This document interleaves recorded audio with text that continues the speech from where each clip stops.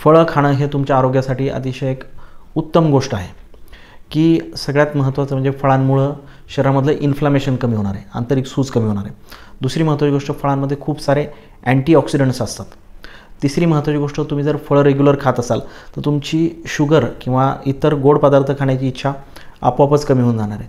चौथी महत्त्वाची गोष्ट म्हणजे फळांमध्ये फायबर्स भरपूर आहेत, त्याच्यामुळे तुम्हाला पोट भरल्याचं समाधान मिळणार आहे.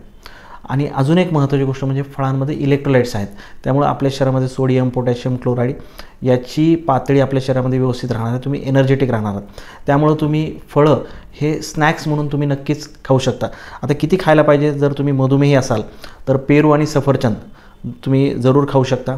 त्या व्यतिरिक्त स्ट्रॉबेरी, चेरी, काळी मैना, तुती, जांभळं ही फळंसुद्धा तुम्ही तुमच्या आहारामध्ये वापरू शकता. तुम्ही जर नॉन डायबेटिक असाल तर मध्यम आकाराची 2 फळं दिवसभरामध्ये खायला काही हरकत नाही, पण ते पण 2 जेवणाच्या मध्ये. धन्यवाद.